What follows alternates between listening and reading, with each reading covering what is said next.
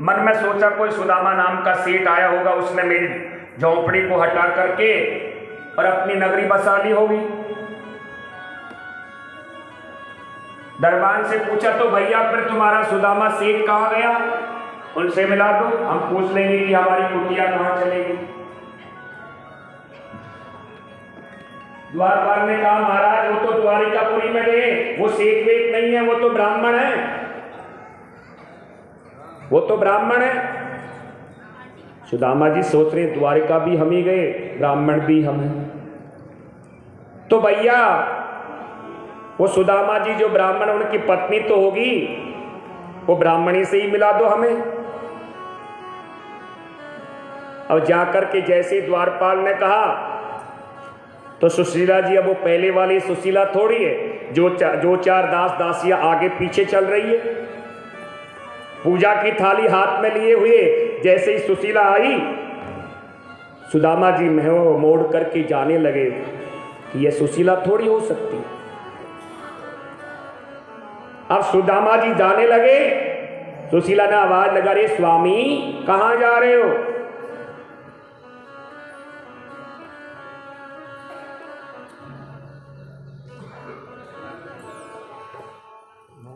सुदामा जी कह रहे सुशीला,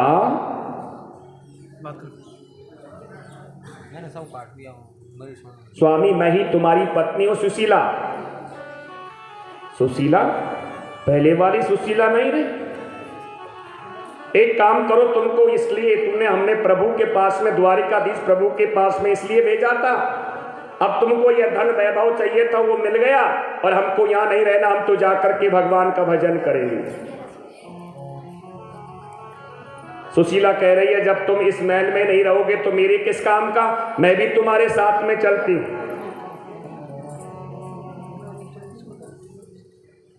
अब जैसे ही सुशीला सुदामा जी के साथ में जाने लगी, इतने में ही अंदर से महल से आवाज आती है, अरे सुदामा। सुदामा जी ने जैसी आवाज सुनी कि ये तो मेरी द्वारिकाधीश प्रभु की आवाज है, आकर के द्वारिकाधीश प्रभु से कहा, द्वारिकाधीश मैंने तुमसे जाकर के कोई यह धन वैभव थोड़ी मांगा था, अरे दो चार जो माला आपके नाम की जो जपता हूं वो भी छूट जाएगी।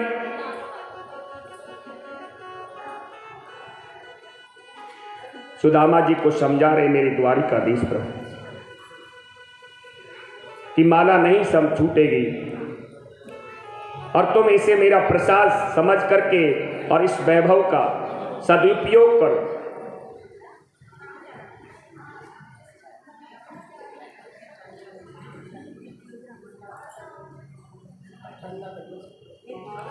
और तुम सदुपयोग करोगे तो तुम्हारे मन में कभी अभिमान नहीं आएगा।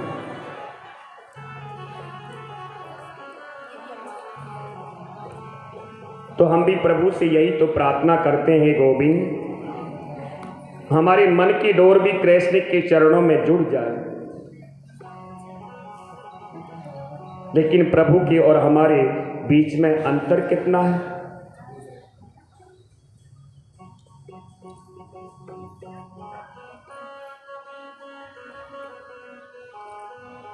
आज सूर्य ग्रहण का समय है, आज सूर्य ग्रहण का समय है, नजदीक आया तो इधर से वृंदावन से भी मैया यशोदा, नंद बाबा, ग्वाल बाल, गोपियां, किशोरी राधा जी सब आए हुए हैं कुरुक्षेत्र में। इधर से मेरे द्वारिकाधीश प्रभु अपनी समस्त पत्नियों के साथ में आए हुए, पांडव भी आए हुए हैं, द्रौपदी भी आई हुई है,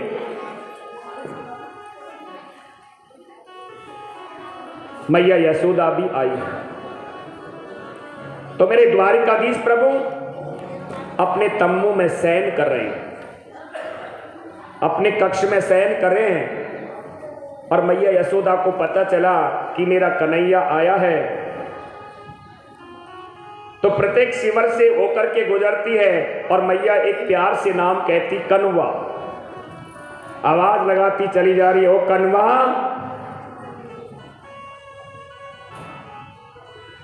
जैसे ही द्वारिकाधीश प्रभु ने देखा, आवाज सुनी, यह तो मेरी मैया यशोदा की आवाज है। तुरंत आए बाहर आकर के और मैया के अंग से लिपट गए।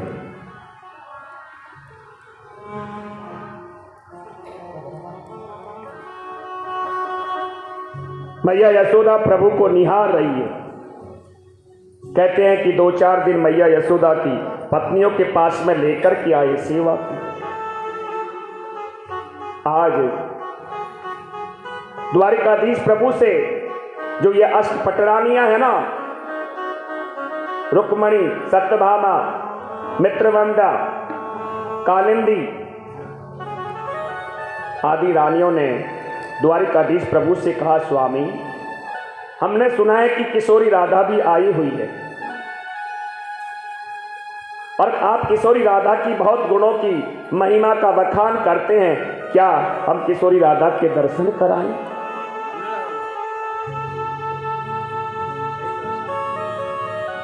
द्वारिकाधीश प्रभु कह रहे हैं, तुम दर्शन करने के लिए जाओ लेकिन खाली हाथ मत जाना।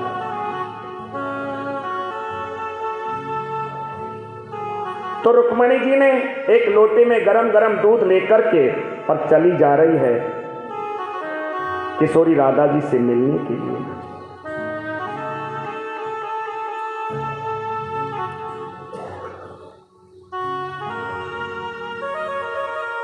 अब राधा जी से मिलने के लिए 7 डोडियों को पार करना पड़ता है। जो हमारे हृदय के अंदर जो सप्त ग्रंथि है ना, उसी को यहां स्वाद द्वार बताए।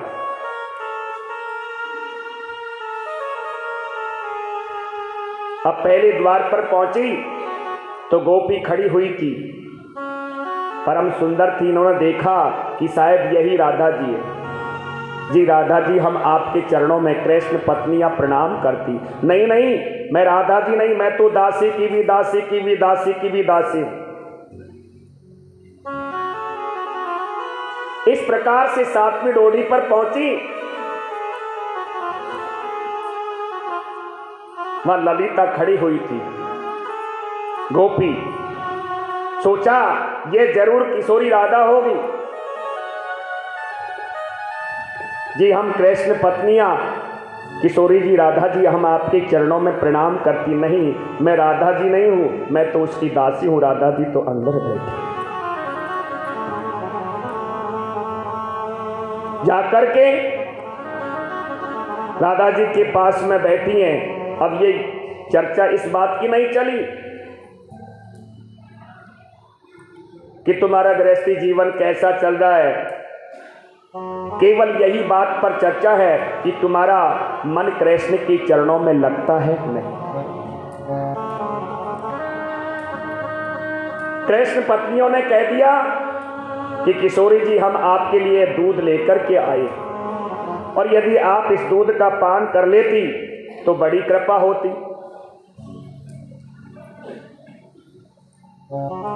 किशोरी राधा ने मना कर दिया, नहीं। जिस दिन से मेरे प्राण वल्लभ श्री कृष्ण द्वारिकापुरी को छोड़ करके आए हैं, उस दिन से मैंने सोना और ये दूध पीना दोनों ही छोड़ दिया।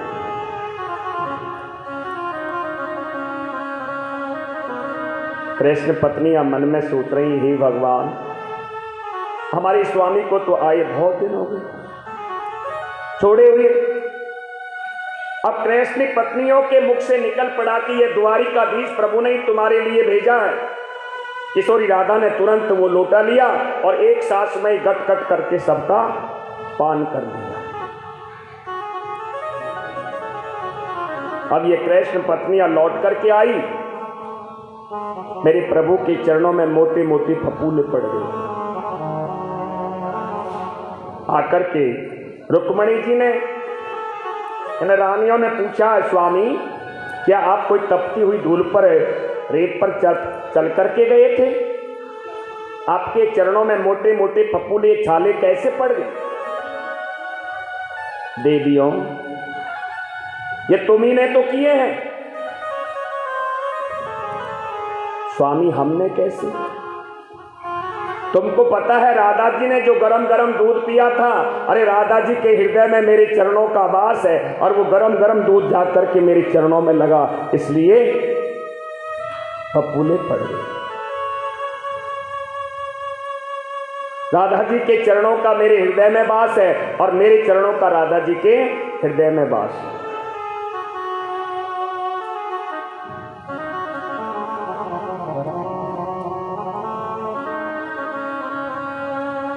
ये गोपी किशोरी राधा जी कहती है साक्षात प्रेम की ध्वजा है। यदि प्रेम करना सीखे तो कोई इनसे सीखे। राजा परीक्षित सुखदेव स्वामी से कथा सुनकर के गदगद हो रहे। राजन, एक बार वसुदेव जी ने भी यज्ञ किया और नंद गोपा गोपस्य गोविंदम चरणम भुजे मनम क्षिप पुनः हर्तमीशम मथुराययु। समस्त ब्रजवासी लौट करके आ गए। सुखदेव स्वामी कह रहे राजा परीक्षित तुम कितने बड़े भाग्यशाली हो, तुम्हारा द्वारिकाधीश प्रभु से एक संबंध नहीं, तुम्हारे तीन संबंध है। पहला संबंध तो क्या है कि वो ईश्वर है, तुम जीव हो। दूसरा संबंध यह है कि तुम्हारी जो दादी है सुभद्रा वो कृष्ण की सगी बहन है।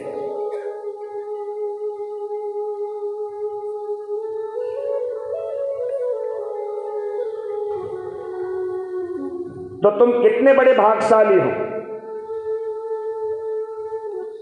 राजा परीक्षित ने तुरंत प्रसन्न कर दिया, गुरुवर मेरी दादी सुभद्रा कृष्ण की सगी बहन, ये बात मेरी समझ में नहीं आई। सुखदेव स्वामी कह रहे राजा परीक्षित कृष्ण और बलराम की एक बहन है, उसका नाम है सुभद्रा, और ये दोनों भाई सुभद्रा से बहुत प्रेम करते हैं। अब बलराम जी का शिष्य है दुर्योधन, तो बलराम जी सुभद्रा का विवाह दुर्योधन के साथ में करना चाहते हैं। और कृष्ण को यह पता है कि दुर्योधन कितना अत्याचारी, इसे मरना पड़ेगा, बीच में ही हमारी बहन को विधवा होना पड़ेगा। और सुभद्रा भी अर्जुन को चाहती थी, द्वारिकाधीश भी अर्जुन के साथ में विवाह करना चाहते थे। तो पहले ही सुभद्रा को समझा दिया। द्वारिकाधीश प्रभु ने एक नाटक रचा। अब बलराम जी से बड़े भाई ये मना थोड़ी कर सकते। क्या नाटक रचा? अर्जुन से कह दिया, अर्जुन एक काम करो, तुम महात्मा का रूप धारण करके आ जाओ द्वारिका में। इधर अर्जुन अपना नाम भी बदल लिया, महात्मा जी बनकर आकर के द्वारिका में आकर के बैठ गए, वृक्ष के नीचे बैठे।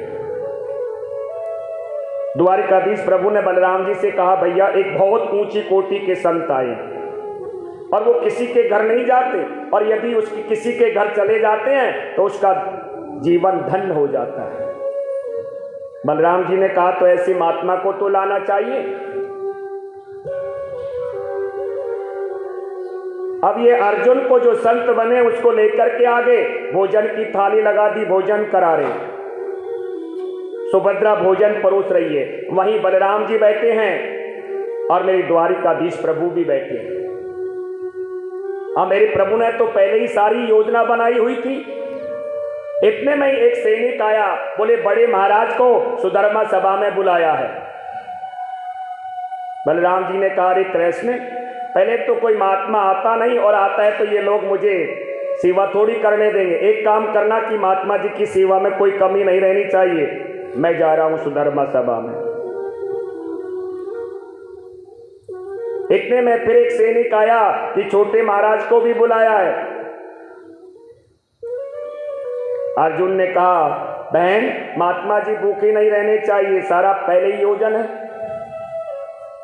अब ये दोनों चले गए। इतना में क्या किया, अर्जुन ने सुभद्रा जी को रथ में बैठा करके और घोड़ों की लगाम खींची और इतना में सारी द्वारिका में हल्ला मच गया। अरे वो महात्मा सुभद्रा को ले गया, वो महात्मा सुभद्रा को ले गया। बलराम जी को क्रोध आ गया, अपना मूसल धारण कर लिया।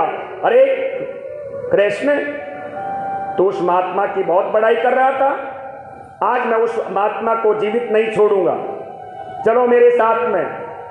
अब भगवान कृष्ण द्वारिकाधीश प्रभु जानबूझ करके देरी लगा रहे हैं। अरे कन्हैया, इतनी देरी क्यों लगा रहे हो?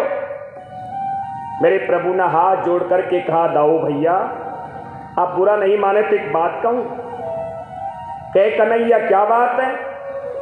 बोले वो कोई महात्मा नहीं है, वो अर्जुन है, और अर्जुन ही सुभद्रा को लेकर